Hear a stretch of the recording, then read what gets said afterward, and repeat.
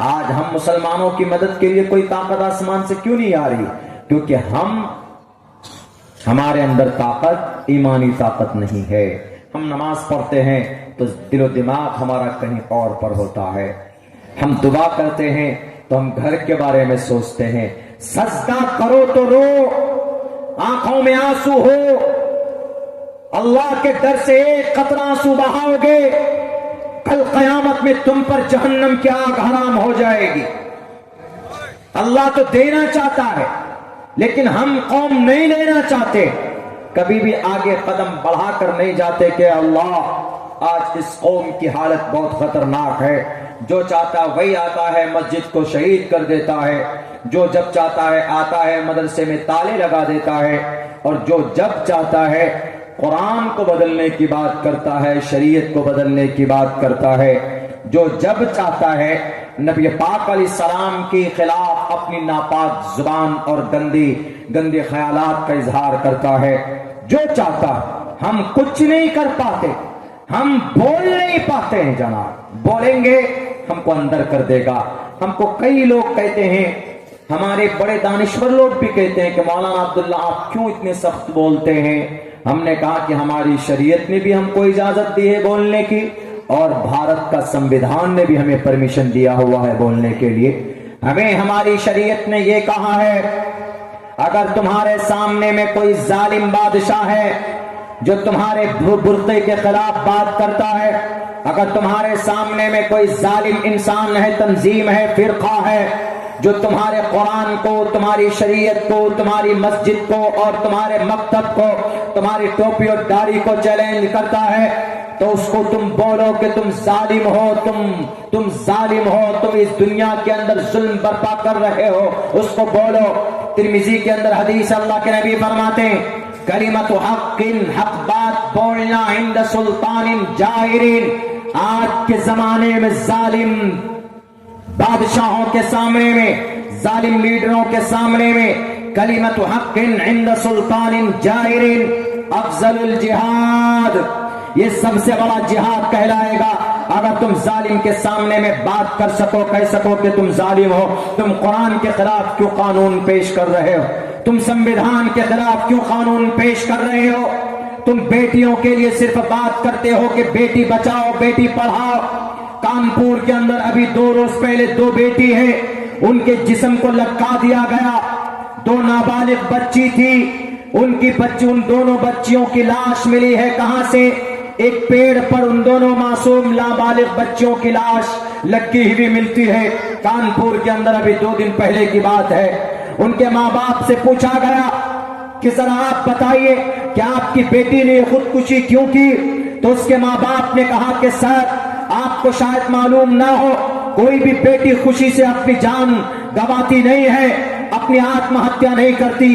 جب پانی سر سے اوپر چلا جاتا ہے تب جا کر مجبور ہو کر، جب ان کو یہ زندگی جب کنویں کے طرح، کنویں میں جیسے انسانوں کا دم گھٹتا ہے، تو جب یہ زندگی دنیا ایسی بن جاتی ہے تب جا کر کوئی سماج کی بیٹی اپنے ہاتھوں سے اپنی جان کو ختم کرنے پر وہ کوئی فیصلہ کرتی. آپ کو معلوم ہے میری بیٹیوں نے یہ فیصلہ کیوں لیا؟ انہوں نے اگر انہوں نے سوسائڈ کیا ہے، اگر انہوں نے خودکشی کی ہے، تو آپ کو پتا ہے میری بیٹی، دونوں بیٹی کے ساتھ تقریباً کئی مہینوں سے ان کا بلیک میل ہو رہا تھا. ان کا ویڈیو بنا کر اور ان کے ساتھ کھلواڑ کیا جاتا تھا. ہر رات کو ان کی عزت لوٹی جاتی تھی. ہماری دونوں بیٹیوں کی مجبوراً ان بچیوں کو یہ قدم اٹھانا پڑا. میں نے کئی مرتبہ اپنی بیٹیوں کو لے کر ان بےایمان جھوٹے نیتاؤں کے پاس ہم گئے جو بولتے ہیں کہ بیٹی بچاؤ، بیٹی پڑھاؤ. ہم ان کے پاس گئے اور ہم نے کہا کہ میری بیٹی کو انصاف دو، میری بیٹی کی عزت لوٹتا ہے، میری بیٹی کی ہر رات ان کے لیے زندگی کی قیامت بن کر ٹوٹتی ہے، اس لیے میری بیٹی کو انصاف دیجیے. ہم مزدور ٹائپ کے لوگ ہیں جناب. انہوں نے پوچھا کہ کون ہے جو تمہاری بیٹی کی عزت کو لوٹتا ہے؟ تو سامنے جو لوگ تھے 4-5 آدمی تھے جو ٹھیکیدار تھے، جو بھٹے کے ٹھیکیدار، اینٹ کے ٹھیکیدار مانے جاتے، اور ان کے خلاف کارروائی کرنے کی طاقت ان لیڈروں کے اندر نہیں تھی. انہوں نے کہا ٹھیک ہے جاؤ ہم تمہارے بیٹی کو نیائے دیں گے، انصاف دیں گے. جب مانتے، जब उन जालिमों को, रेपिस्टों को पकड़कर उनको, उनके ऊपर रेप का चार्ज लगाकर उनको जेल के सलाखों के पीछे डाला जाता, लेकिन नहीं डाला गया, छोड़ दिया जाता। मजबूरन उन समाज की बेटियों ने यह फैसला किया कि नहीं, हमें अब इस दुनिया के अंदर रहना ही नहीं है, जिसकी लाठी उसकी भैंस की बात हो रही है, इसलिए चलो अपनी जान दे देते। उन बच्चों ने मजबूरन आकर यह कदम उठाया है। मेरी बेटी ने सुसाइड नहीं किया, मेरी बेटी का मर्डर हुआ, इन बच्चों को मजबूरन उकसाया गया। आओ कुरान से पूछो, दुनिया की किताबों से पूछो, दुनिया के ये बड़े बड़े झूठे, ये गद्दार, ये लुटेरे, ये बेटी बचाओ बेटी पढ़ाओ का नारा लगाने वाले ढोंगी कुर्सी पर बैठकर ये सिर्फ बोलते हैं कि बेटी बचाओ बेटी पढ़ाओ, लेकिन जब बेटी की रेप, उनकी इज्जत लूटी जाती, उन मुजरिमों को पकड़कर गोलियों से भून देना चाहिए, इसलिए कि समाज की किसी बेटी के हाथ पर, उनकी इज्जत पर हाथ डालने की जरूरत हुई कैसे? उनके हाथ तोड़ देने चाहिए, उनको फांसी के फंदे पर लटकाना चाहिए। किसी बेटी की इज्जत को लूटने से पहले ये सजा, ताकि याद आए किसी को, लेकिन नहीं हुआ। मजबूरन उन दोनों बच्चियों ने आत्महत्या कर ली। आज तक किसी मुजरिम की, किसी रेपिस्ट की गिरफ्तारी नहीं हुई है। कौन आएगा इंसाफ दिलाने के लिए? कोई नहीं दे सकता। अगर कोई इंसाफ दे सकता है तो हमारा कुरान इंसाफ दे सकता। हमारा कुरान कहता है अगर वो ठेकेदार है तो अपनी जगह पर है, अगर वो एमपी का बेटा है तो अपनी जगह पर है, अगर वो एमएलए का बेटा है तो अपनी जगह पर है, अगर वो उत्तर प्रदेश कानपुर का बाहुबली है तो अपनी जगह पर है, अगर वहां के सीएम का कोई करीबी है तो वो अपनी जगह पर होगा। लेकिन खुदा कहता है कि पकड़ो, उनके हाथ को पकड़ कर लाओ और उनको कोड़े से उनकी पीठ पर इतनी पिटाई करो, इतनी पिटाई करो कि खाल भी उधड़ जाए, खून निकले।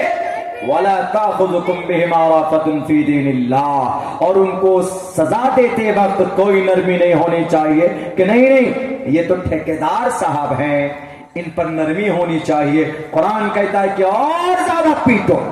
ठेकेदार था तो बेटी की और ज्यादा सम्मान करना चाहिए था, लेकिन ठेकेदार होकर यह गलत काम किया है, उनको और ज्यादा पीटो। वला ताखुजुकुम बिहिमा राफतुन फी दीनिल्लाह, अल्लाह की शरीयत में कोई रियायत नहीं होनी चाहिए और उनको सजा मिलनी चाहिए।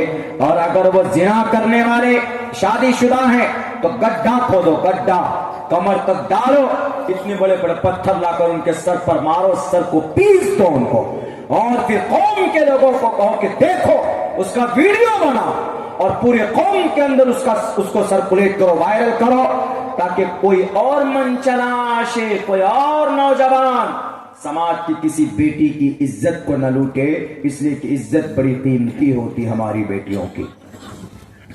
मेरे भाइयों, अभी ये दर्दनाक हादसा उत्तर प्रदेश के अंदर हुआ, 2-3 रोज पहले की बात है। मासूम नाबालिग बच्ची थी। कौन करने वाला? हमारे जवान, इस देश के जवान गलत रास्ते पर जा रहे हैं। सीधे रास्ते पर हमारे जवानों को आने की जरूरत है, हमारे मुस्लिम नौजवानों को भी और हमारे आरएसएस, वीएचपी, बजरंग दल, शिवसेना के नौजवानों को भी। ठीक है, आप शिवसेना बनाए हैं, अच्छी बात है, आप बजरंग दल बनाए, अच्छी बात, लेकिन इस प्लेटफॉर्म के जरिए से किसी बेटी की इज्जत की रक्षा करो, कोई अच्छा काम करो, देश के अंदर में नफरत मत फैलाओ तो अच्छा है। तब आपकी जवानी बढ़िया है, बढ़िया चीज में आप लगा रहे हैं। इसलिए अल्लाह के नबी अलैहिस्सलाम फरमाते हैं, शाबुन नशा फी इबादतिल्लाह फहुव फिल जन्नह। जो जवान अल्लाह की याद में जिंदगी गुजारता है, कैसे याद में कि बैठ गए अल्लाह अल्लाह कर रहे हैं, नहीं, जैसे नमाज का वक्त हुआ, नमाज पढ़ के आए, अपना कारोबार में लगे, दुकान बेच रहे हैं, काश्तकारी कर रहे हैं, कोई भी काम कर रहे हैं, लेकिन दिमाग में बात है कि अरे यार असर की नमाज का वक्त कब होना है, अजान कब होगी, हम फौरन मस्जिद जाएंगे, नमाज पढ़ेंगे। ये यार शाबुन नशा फी इबादतिल्लाह, 15 साल की उम्र से 15, 16, 17, 18, 19 नशा बढ़ रहा है, जवानी बढ़ रही है। शाबुन नशा फी इबादतिल्लाह, अल्लाह की याद में, अल्लाह की इबादत में जवानों के लिए, बेटियों के लिए भी है, समाज की बेटियों के लिए बड़ा अफसोस हुआ।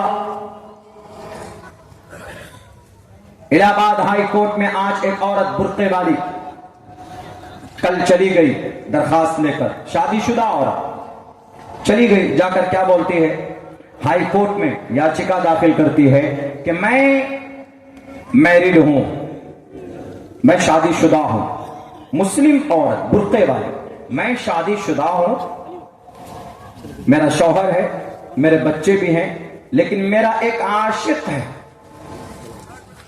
मेरा एक दीवाना है, मेरा एक मजनू है। दिल फेंक मजनू होगा। सच्ची मोहब्बत किससे होती है? अल्लाह से होती है ना, किसी लड़की से तो नहीं हो सकती, किसी से नहीं हो सकती। अल्लाह के अलावा हकीकी मोहब्बत किसी से नहीं होती, ये बात जहन में रखिए।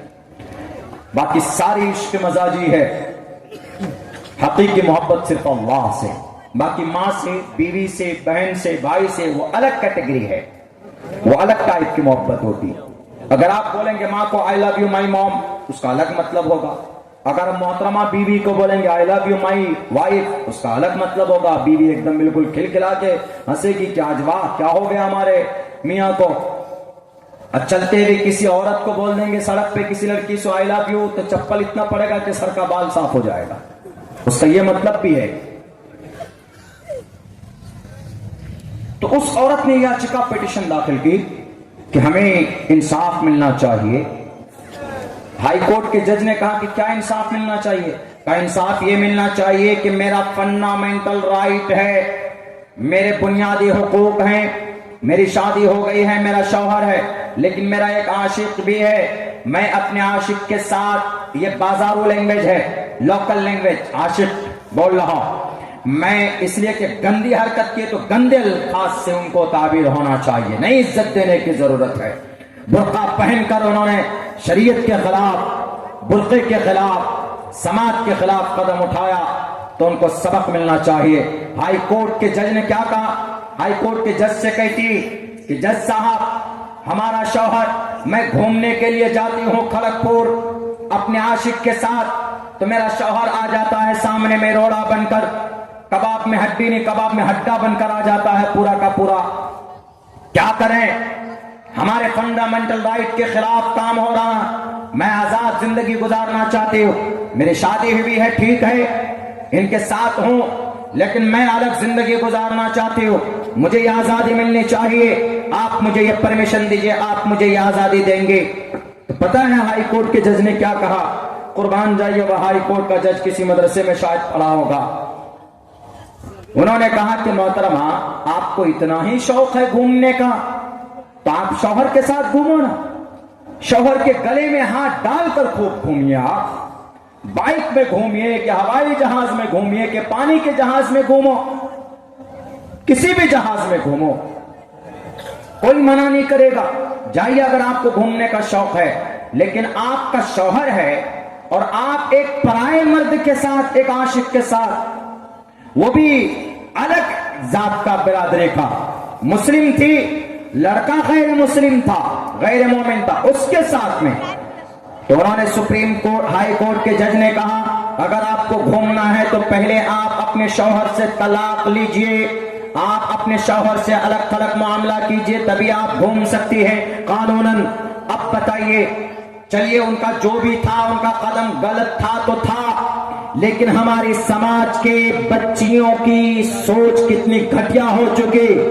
अगर वो कोई गैर शादीशुदा लड़की होती तो कम अफसोस होता कि चलो भाई, उसका मन किया होगा, उन्होंने रिलेशन बना लिया किसी और गैर महरम गैर मर्द के साथ, लेकिन शादीशुदा औरत है, बुर्के के अंदर में है। इसीलिए मैं कहा करता हूं अपने समाज के बच्चों को और बच्चियों को खास ट्रेनिंग की और तालीम की जरूरत है। आज के जमाने में कोई भला आपका करने वाला नहीं है, आपको आपकी मदद और रहनुमाई कोई जात कर सकती है तो वह अल्लाह तबारक व तआला की जात है। वरना ना तो जजीरतुल अरब के ये बड़े मालदार मुल्क आएंगे आपकी हिफाजत के लिए, ना तो यूनाइटेड नेशन आएगा, ना तो तुर्की, ना जापान, ना ईरान, ना सऊदी अरब, ना कतर, ना ओमान, ना बहरीन, ये सब के सब عیش کی زندگی کے اندر میں گھسے ہوئے ہیں. آپ کی حفاظت اور آپ کی مدد صرف اللہ تبارک و تعالیٰ کی ذات کی طرف سے ہو سکتی. آج بھارت کے اندر جو اتنا ماحول خطرناک ہے, برا ہے, کس وجہ سے؟ آج مسلمانوں کا کردار و کیریکٹر ختم ہو چکا.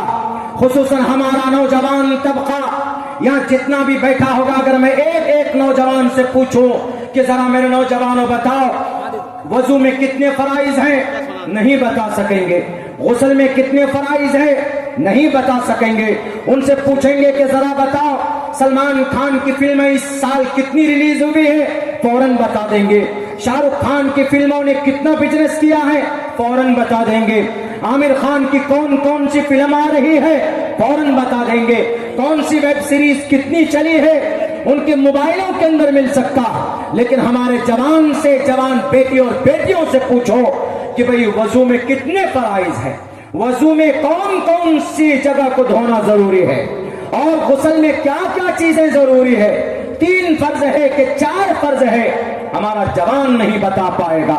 اگر ہماری جوانوں کی یہ حالت ہے تو آپ کے اوپر ایسے ظالم اور جلاد مسلط ہوگا اور آپ کو یاد دلائے گا, آپ کے اوپر ظلم بھی کرے گا, آپ کی شریعت کو بھی بدلے گا, کیونکہ آپ کو اللہ آزماتا بھی ہے ایسے ظالم بادشاہوں کو مسلط کر کے. اس لیے میرے نوجوانوں, اپنی زندگی کی دنیا بدل ڈالو. آج کوئی حق بولنے والا نہیں مل رہا. آج آپ کی پرانا مدرسہ دارالعلوم دیوبند کو توڑنے کی بات کری جا رہی, بلڈوزر سے اس کو شہید, اس کو ختم کرنے کی بات کی جا رہی. کون بولے گا, کون بولنے والا ہوگا؟ نہیں بول پاتے ہیں. ہمارے لوگ کیوں بولیں گے حق بات تو بھی جیل کے اندر ڈال دیا جائے گا, بولیں گے حق بات قرآن و شریعت کی بات تو بھی ہم کو سلاخوں کے اندر میں ڈال دیا جائے گا. اس لیے چپ رہو, خاموش رہو, حق بات بولنا پڑے گا. یاد کیجئے ایک بادشاہ تھا بیدوسیس, دقیانوس ایک بادشاہ تھا. اس کے زمانے میں اپنے گاؤں کے اندر سارے نوجوانوں سے پتا کیا کہا, ارے جتنے بھی جوان ہیں ادھر آؤ. سب کو بلائے, بلانے کے بعد سب سے کہا کہ تم میری عبادت کرو, میری عبادت کرو, میں تمہارا خدا ہوں, میں تمہارا رول ماڈل ہوں. اس بادشاہ نے سب سے یہ اعلان کروایا.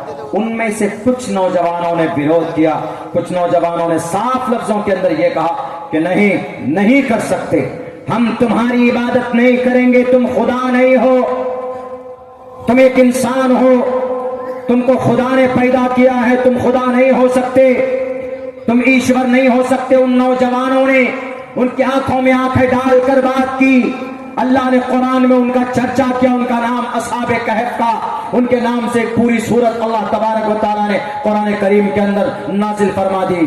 اور کہا ہے وقال فتیۃ آمنوا بربہم وجدناہم ھدی وربطنا علی قلوبہم اذ قالوا فقالوا ربنا رب السماوات والارض. اور ظالم بادشاہ کو کہا کہ تم ظالم ہو, تم کو خدا نہیں مان سکتے, اس لیے کہ خدا اللہ ہے جو پانی کے قطرے سے انسان کو پیدا کرتا. ہم اس رب کو مانتے. میرا خدا وہ ہے جس نے 6 کروڑ 30 لاکھ مربع میل کے علاقے میں زمین کو پیدا کیا. میرا خدا وہ ہے جس نے آدم کو بنا باپ کے پیدا کیا. میرا خدا وہ ہے جس نے عیسیٰ کو بنا باپ کے پیدا کیا. میرا خدا وہ ہے جس نے 10,000 سال پہلے حضرت انسان کو پیدا کیا. میرا خدا وہ ہے جو 30 لاکھ 6 کروڑ مربع میل کے علاقے کے اندر اللہ نے سمندر کو پیدا کیا. میرا خدا وہ ہے, تم کو خدا نہیں مان سکتے. اللہ نے ان کی مدد کی, اتنی مدد کی کہ قیامت تک قرآن کریم میں ان کے نام کی ایک سورت نازل فرما دی, سورہ کہف. یہ وہی جوان تھے جو اللہ کے لیے مر مٹنے کے لیے تیار ہو گئے تھے.